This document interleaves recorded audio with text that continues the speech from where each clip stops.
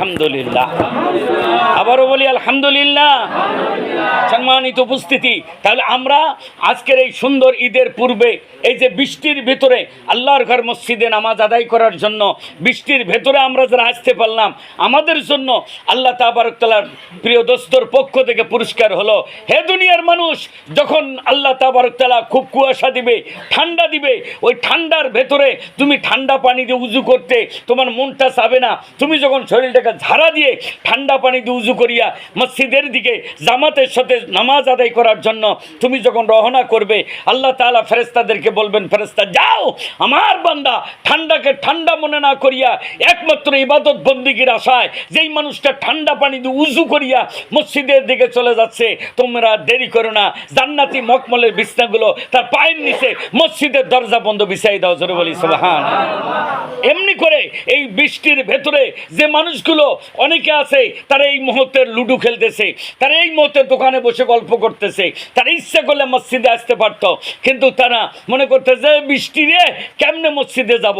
দেখছেন, এমন করে অলসতা করিয়া যেই ব্যক্তিগুলো আজকে মসজিদে না আসিয়া বাড়িতে অবস্থান করতেছে, এই ব্যক্তিগুলোর নসিব খারাপ, এদের কপাল খারাপ। কারণ যে ব্যক্তিগুলো বৃষ্টির ভেতরে যদি আপনি আসতে পারলেন, আজকে যদি এতগুলো মানুষ বৃষ্টির ভেতরে আসতে পারলেন, আর যে মানুষটা আসতে পারলো না, এই দুই দল কি এক সমান? কোশ্চিন কালে দুই দল এক সমান নয়। এই জন্য আমাদেরকে সুন্দর করে বুঝতে হবে, যারা এই বৃষ্টির ভেতরে কাদার ভেতরে পানি ভেঙে যারা আল্লাহর ঘর মসজিদে ইবাদতের জন্য চলে আসছেন, আপনাদের নামগুলো আল্লাহ পাকের ফেরেশতারা খাতার মধ্যে আজকে তুলে নিয়েছেন।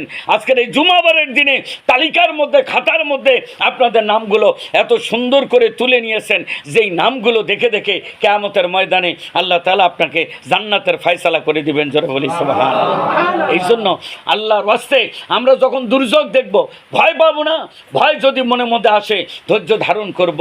কারণ যত দুর্যোগে আসুক, দেখেন আজকে চিন্তা করেন, ফেনীর দিকে তাকান, ফেনীর দিকে তাকান, ফেনীর মানুষ আজকে ঘরের ভেতরে থাকতে পারতেছে না। ফেনীর মানুষগুলো তারা চালের উপরে অবস্থান করতেছে, কোন মুহূর্তে চালটা তার কাছ থেকে চলে যাবে এটা নিয়ে একটি চিন্তার মধ্যে তারা অবস্থান করতেছেন। কতগুলো জায়গার মধ্যে দক্ষিণবঙ্গে কত কষ্টে আছে। সেই হিসাবে আমরা উত্তরবঙ্গের গাইবান্ধা জেলার মানুষ, আজকে রংপুর বিভাগের মানুষ মহা শান্তিতে অবস্থান করতেছি। কথা বলেন ঠিক কিনা? তারা গালা পানিতে দাঁড়িয়ে আজকে নামাজ আদায় করবে। অসংখ্য মসজিদে হয়তো আমরা ভিডিও চিত্র হয়তো বিকালে দেখতে পাবো যে গালা পানিতে দাঁড়িয়ে তারা আজকে জুমার নামাজের খুতবা শুনবে। জুমা নামাজের আজকে নামাজ তারা গলা পানিতে ইশারায় দাঁড়িয়ে তারা নামাজ আদায় করবে। কারণ কোনো মসজিদ ফাঁকা নাই। নোয়াখালীতে অসংখ্য এলাকা একদম পানিতে ডুবে গেছে, কোনো মসজিদের উপরে বন্ধ পানি উঠে গেছে। এই জন্য যেগুলো হাই করা আছে মসজিদ, এগুলোতে যদিও নামাজ হয় তারা সেজদা দিতে পারবে না।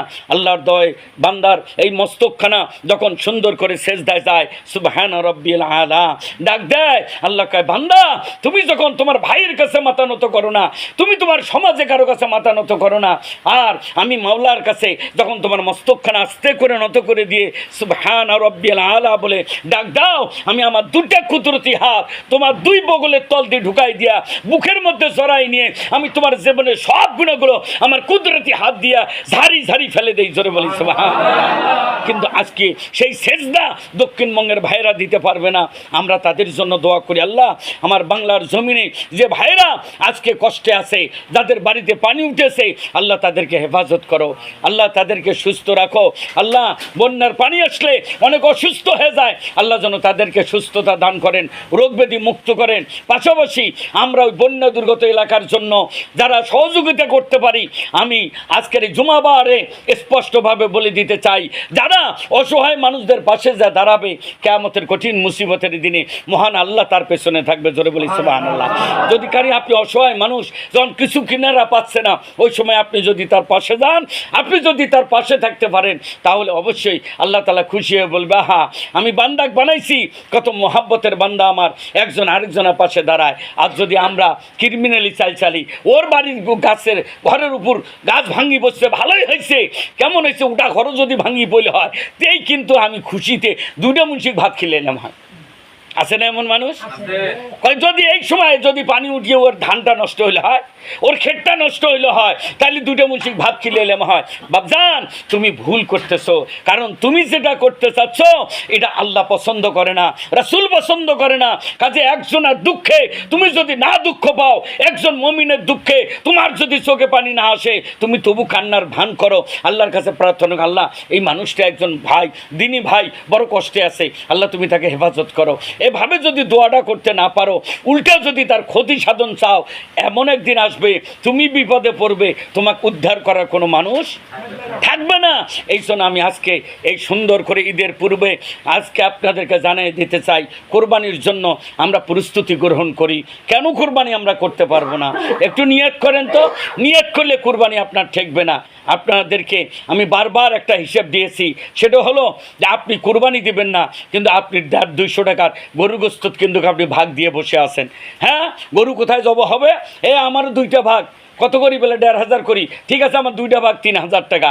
তো 3000 টাকা গরু গোস্ত ভাগ দিলেন, ওই গোস্ত ঈদের দিন পরের দিনের মধ্যে শেষ হয়ে যাবে। জামাই চলে আসছে, তার সাথে আরও 10 জন মেহমান দিয়ে ভর্তি, বেড়াইতে আসছে, ভাত খিলে লাগে, বাধ্য হ্যাঁ বাইসাইকেল টান দিয়েছে, হ্যাঁ মুরগি কিনে নিয়ে আসলেন, দেখা গেলো 500, 700, 1000 টাকার মুরগি নিয়ে আসলেন। না রে, খালি মুরগি দিয়ে হবে না, একটু মাছ গোস্ত নিয়ে আসো, দেখা গেলো 4-5 হাজার টাকা খরচ হলো। আর যদি আপনি সুন্দর করিয়া এই 3000 টাকার গরু গোস্ত না কিনিয়া, মুরগিগুলো না কিনিয়া, মাছ না কিনিয়া, আপনি যদি সুন্দর করে 6-7 হাজার টাকা একখানে করে আপনি যদি বলতেন যে আমরা 7,000 হয়েছে, তাহলে আমরা 7 জন ব্যক্তি 7-7-49, আমরা 50,000 টাকা দিয়ে একটা সুন্দর গরু নিয়ে আসি, জবাই করি। আপনার সন্তান 4 দোকানে বুকে থাপড়ে বলবে, কিরে দোস্ত তোমার কোরবানি আছে? কয় না রে ভাই, খুব সমস্যা, এবার কোরবানি দিতে পারি নাই। ওই আপনার সন্তানটা বুকে থাপড় দিয়ে মনে মনে ভাবে বলবে, আল্লাহর রহমত দোয়া করিস আমাদের এবার কোরবানি আছে, গরু কোরবানি। কি কোরবানি? কিন্তু আপনি একটা ভাগ দিয়েছেন, আপনি একটা হাড়ি দিয়েছেন, একটা ভাগ দিয়েছেন, মানে আপনার ছেলের মনে শান্তি। আপনি আপনার বন্ধুর কাছে, আপনি আপনার বিয়ের কাছে কি সুন্দর মুষ্টি সুরে বলতেছেন, জি আল্লাহর রহমতে না কোরবানি আছে। হ্যাঁ, একান্ত কেউ যদি জিজ্ঞাসা করে একাই একটা নাকি, না রে দোস্ত বুঝিস না, অবস্থা তো তেমন একটা ভালো না, তারপরেও ভাগের মধ্যে দিয়েছি। এই যে সুন্দর করে কথাটা বললেন, মনের একটা তৃপ্তি। এতটুকু দিয়েও কোনো মাছও যদি আনেন, না আনেন, ডিমও না নিয়ে আইসেন, মুরগির গোস্ত না নিয়ে আইসেন, আপনি এই গরুর গোস্ত মেহমান আসলে 2 পিস দিবেন, এতে শান্তি। জানো আমার খালু এবার কোরবানি দিয়েছে, জানো আমার চাচা এবার কোরবানি দিয়েছে, জানো আমার ভাই কোরবানি দিয়েছে, আমার বিয়ে এবার কোরবানি দিয়েছে, তাদের পক্ষ থেকে একটা রহমত দোয়া চলে আসে। কথা বলেন সুবহানাল্লাহ। এই জন্য আমি আপনাদেরকে বলবো, নিয়ত করেন, গোস্ত অন্যের গোস্ত খাওয়ার ধান্দা বাদ দেন, অন্যের গোস্ত খাওয়ার নিশা বাদ দেন। না আমি কেমন, আমি কর্ম করি খাবার পাই, আমি কেন কোরবানির অন্যের গোস্ত খাবো? আমি কেন মান্যতের গোস্ত খাবো? আমরা বুঝি না আসলেই যে 3 ভাগের একটা ভাগ মিসকিনদের জন্য, ইতিমদের জন্য বরাদ্দ। আপনি কি চিন্তা করেন এই গোস্ত আপনার বাড়িতে যে হাঁড়িতে পাক হয়, আপনি আগুন খাইলেন, আগুন ভক্ষণ করতেছেন আপনি, এটা একমাত্র ইতিম আর মিসকিনের জন্য। যে ভিক্ষা করি খায়, যে আপনার ভিক্ষা করি খায়, যে কিনতে পারে না, গোস্ত কিনতে পারে না, যার বাবা নাই মা নাই, এমন ইতিম সন্তানগুলো, তারা এই এক টুকরা গোস্তর অপেক্ষা করতে থাকে। আপনিও সেই অপেক্ষায় আছেন। না দিলে মারামারি লাগবে, সমাজ বাদ দেব, জামাতে যাব না, মসজিদ ভেঙে ফেলবো, কমিটি দেখি ছাড়বো, আমার সিরিয়াল হলো না কেন? আশ্চর্য কথা, আপনি কেন এই আশায় থাকেন? এই আশায় থাকা তো আপনি বিপদ ডেকে নিচ্ছেন। আপনি জীবনে কুটিয়ালপতি হতে পারবেন না, জীবনে লাখপতি হতে পারবেন না।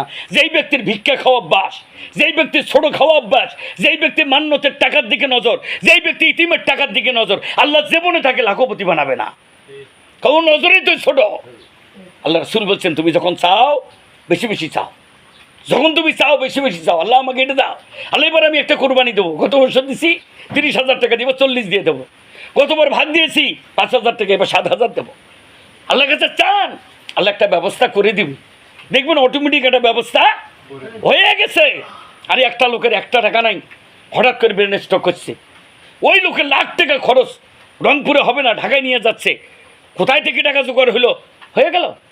তাহলে আপনি একটা ভালো কাজের কোরবানির জন্য আপনি কোরবানি 5-7 হাজার টাকার একটা ছাগল কোরবানি দিবেন, একটা ভেড়া কোরবানি দিবেন, এটার ব্যাপারে আপনার কলজে একেবারে শুকিয়ে গেছে।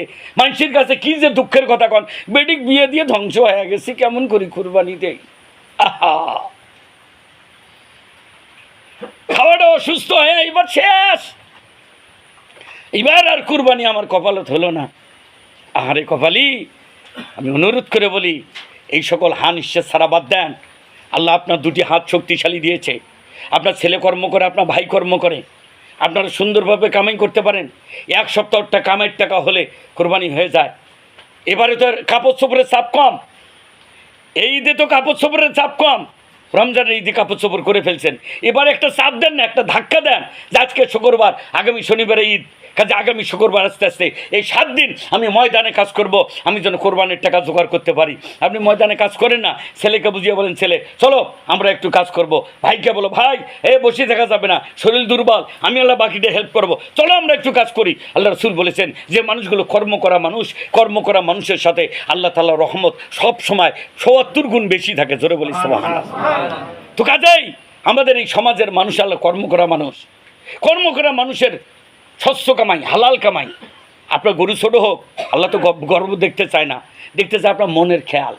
আপনি ছোট্ট একটা গরু জব কেনেন না, একটা ছাগল কেনেন, যেই ছাগলটা বাচ্চা দিছে 2 বার 3 বার, আর বাচ্চা দিবে না, বাড়িতে পুষতেছেন, নিয়ত করে বাচ্চাগুলো এবার বড় হোক, মাকে এবার জবাই করে দিব, বাবাকে এবার জবাই করে দিব। এরকম ছাগল আপনি দেখেন, একটা বকরি ছাগল নড়ে না, কিন্তু আপনি গোস্ত কোরবানির জন্য জবাই করবেন, এরপর ওই গোস্তটা রান্না করবেন, দেখবেন যে তাজা গোস্তর মতো স্বাদ হয়ে গেছে। কারণ কোরবানির গোস্তর মধ্যে রমজানের ইফতারে যেমন এখন বুটবুন দিয়ে খান তো মুখত লাগে না, পারলে ফেলে দেন। আর রমজানের টাইমে আপনি বুটবুন দিয়ে পচা বুডু যদি জাল করে, তারপরে দেখবেন যে মুখে দেওয়ার সাথে সাথে একটা তৃপ্তি লাগে। কথা বলেন ঠিক কিনা? কুরবানির গোস্তটা এমন একটা, আপনি হাড্ডি মার্কা গরু, একটা নর্মাল একটা বকরি জব করবেন, দেখবেন ওইটার মধ্যে আল্লাহ তাআলা এত বরকত, এত রহমত দিছে যে কি সুন্দর তার টেস্টি, কি সুন্দর স্বাদ, কি সুন্দর একটা তার ভেতরে একটা গুণগত মান। এই জন্য আমি করজোরে অনুরোধ করে বলবো, আসুন না আমরা নিজেকে আর গরিব না ভাবি। কেন এত গরিব বলেন? নিজেকে একটু শক্তিশালী বানান না। আরে আমার 2টা ছেলে হয়েছে, আমি মোটামুটি কর্ম করতেছি, আল্লাহ তুমি আমাকে আগামীতে সুন্দরভাবে দিনই কাজ করার তৌফিক দান করো। এইভাবে ভালো কাজের নিয়ত বেশি করে করবেন। যখনই একটা নিয়ত করবেন, তখনই আল্লাহ তাআলা 10টা শক্তি আপনাকে বৃদ্ধি করে দেবে। প্রতিদিন একবার করে নিয়ত করবেন, আল্লাহ তুমি আমাকে তৌফিক দান করো। এই জন্য করজোরে অনুরোধ করবো, আসুন আমরা যাদের শক্তি সামর্থ্য আছে আমরা কোরবানি দেই, আমরা সুন্দর করে। আর কোরবানি দিয়ে পাশাপাশি আমরা আগামী শনিবার ঈদুল আজহার বাংলাদেশে ঘোষণা হয়ে গেছে, কাজে আগামী শনিবার ইনশাল্লাহ আমরা ঈদুল আজহার নামাজ আমরা টাইম মতো আদায় করব, কোরবানি করব, আনন্দ ফুর্তি করব। কোরআন সুন্নাহ ভিত্তিক যেগুলো, আল্লাহ তাআলা আমাদেরকে যেন কোরআন সুন্নাহ ভিত্তিক আনন্দ ফুর্তি করার তৌফিক দান করেন। সকালে বলি আমিন। এখন সমাজে জুয়া চলছে, বিভিন্ন সমাজে জুয়া চলছে। আমাদের এই সমাজের মধ্যে একদম নেশা মুক্ত ছিল, তারপরেও আমার কানে নিউজ আসতেছে যে আমাদের এই সমাজের মধ্যে এখন গাঁজা ঢুকে গেছে, আমাদের এই সমাজের মধ্যেও অনেকে নেশা খাওয়া শুরু করে দিছে। কাজে আপনারা যদি এখনই শক্তিশালী না হন, এখন যদি এটা প্রতিবাদ না করতে পারেন, 2 দিন পর আপনার ভাইকে কন্ট্রোল করতে পারবেন না, আপনার ভাতিজাকে কন্ট্রোল করতে পারবেন না। এই জন্য প্রশাসন কখন আসবে ওদিকে দেখার টাইম নেই। আপনারা গার্জিয়ান হিসাবে আমরা আমাদের এই সমাজটাকে সুন্দর করে আমরা এই নেশামুক্ত করি, সমাজটাকে আমরা জুয়া মুক্ত করি, দেখবেন সমাজের মধ্যে একটা রহমত বরকত চলে আসবে। আল্লাহ তাআলা আমাদের সবাইকে এই গাইবান্ধা জেলা বল্লমঝাড় ইউনিয়নের আজকের এই সুন্দরতম খোলাবাড়ি মৌজার সোলাগাড়ি এই জামে মসজিদ, এত সুন্দর একটা পরিবেশ, চতুর্পাশে আলোড়ন সৃষ্টি হয়েছে। সোলাগাড়ি মসজিদ এত সুন্দর, মুসল্লিগুলো তারা সবাই পরিবর্তন হয়ে গেছে, মাদ্রাসা, মসজিদ, কবরস্থান, ঈদগাহ মাঠ। আসুন, আমাদেরকে এখন শয়তানও চেষ্টা করবে মানুষের হাতে ঢুকিয়া কিভাবে আমাদের এই সুন্দর ভবিষ্যৎটাকে, সুন্দর সুনামটাকে কখন যেন দাবি যায়, কখন যেন এটা নষ্ট হয়ে যায়, এই ব্যাপারে কিন্তু শয়তানও চেষ্টা করবে। মানুষ করবে একবার, শয়তান করবে ৭০ বার। এই জন্য আমরা যাতে কোনো অসস্যা আমাদেরকে ধাক্কা দিয়ে ফেলে দিতে না পারে, আমাদের সুনামকে যেন কেউ যেন নষ্ট করতে না পারে, এ ব্যাপারে আমাদেরকে একমত পোষণ করে দলমত নির্বিশেষে আমরা মিলেমিশে এই মসজিদ, মাদ্রাসা, ঈদগাহ মাঠের কাজ, কবরস্থানের কাজ আমরা করব। আল্লাহ তাআলা আমাদের সবাইকে করার তৌফিক দান করুক। বলি আমিন। ওয়া আখিরি দাওয়ানা আনিল হামদুলিল্লাহ।